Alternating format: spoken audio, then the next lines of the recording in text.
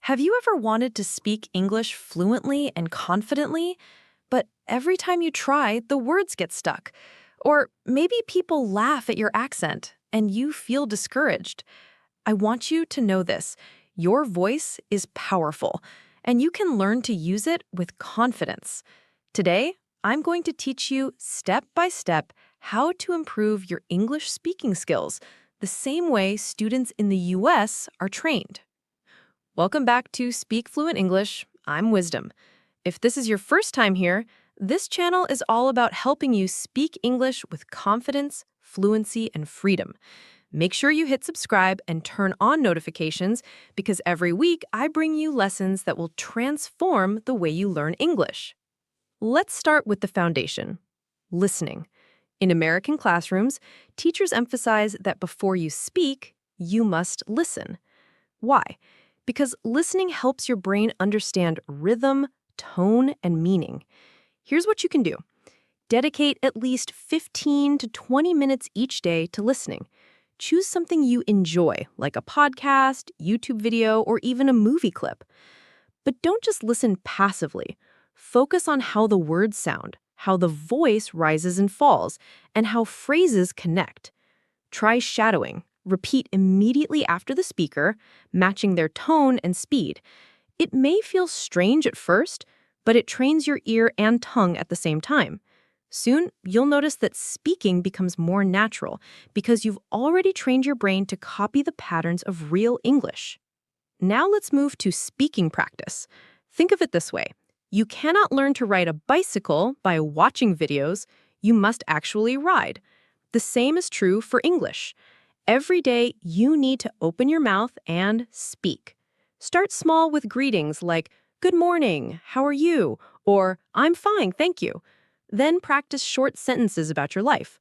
"I am cooking. I am going to the market. I like music." If you're shy, practice in front of a mirror. Look at yourself, speak slowly, and get comfortable with your own voice. You can also record yourself on your phone. When you listen back, you'll notice things you can improve. This is exactly what American students do. They practice speaking daily, even if they make mistakes. Remember, silence doesn't build fluency. Practice does. Let's talk about pronunciation. Many learners think they must erase their accent to be good at English, but that's not true. What really matters is clarity. Can people understand you easily? That's the goal. To improve, focus on 3 things: stress, rhythm, and intonation. Stress means you make certain words stronger. For example, "I did finish my homework." Rhythm is the beat of English. It flows like music with strong and weak sounds. Intonation is the rise and fall of your voice. In English, yes-no questions usually rise at the end. Are you ready?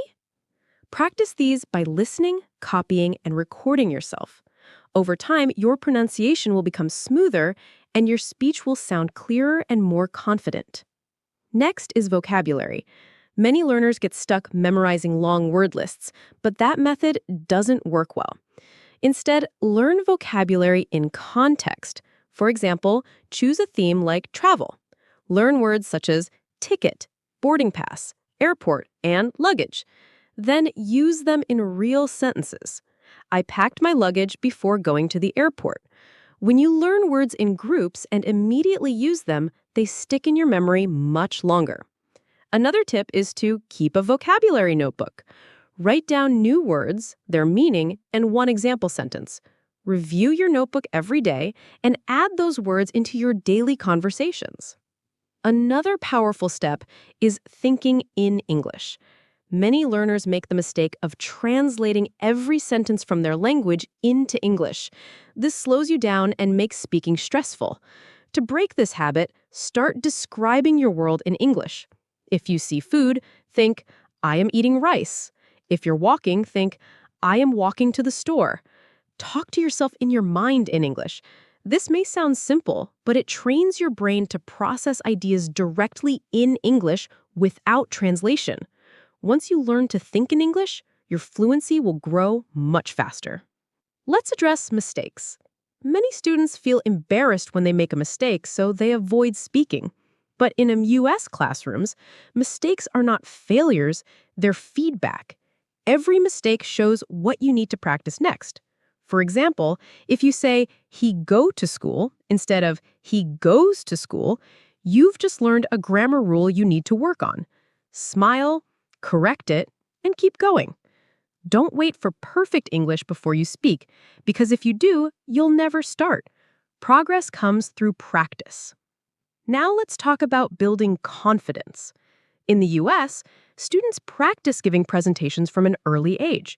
They stand in front of the class and explain topics. This builds courage and reduces fear. You can practice the same way.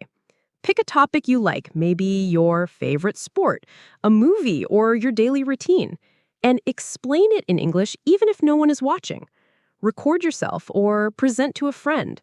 The more you practice speaking out loud, the less fear controls you and the more confident you become. Another key is using technology. Today, your phone can be your English teacher. You can download apps like HelloTalk to chat with native speakers or use voice assistants like Siri and Alexa to practice. You can comment on YouTube videos in English, join English forums, or even participate in online groups where people practice together. Technology gives you free access to real-life practice opportunities, so use it wisely. But what if you can't travel to an English-speaking country? You can still live in English right where you are. Surround yourself with English every day. Label items in your room with sticky notes in English: door, mirror, table, window.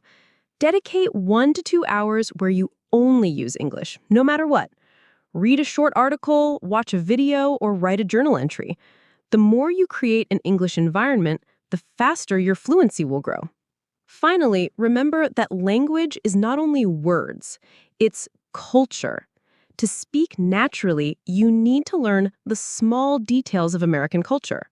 For example, when someone says, "What's up?" the correct response might be, "Not much. How about you?" Politeness is also important. Use words like please, thank you, and excuse me often.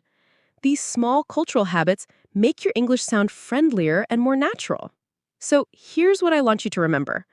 Fluency is not about perfection, it's about bravery. Your accent is not your weakness, it's your identity. Your mistakes are not failures, they are lessons. And your voice? Your voice has power. Don't hide it. Speak every day, practice listening, build your vocabulary, and step into English with courage. With consistency, English will soon feel natural to you. If this lesson helped you, give it a like, share it with a friend who's learning English, and don't forget to subscribe for more weekly lessons. And now, I want to hear from you. What is your biggest challenge when it comes to speaking English? Drop your answer in the comments. I'll be reading and responding.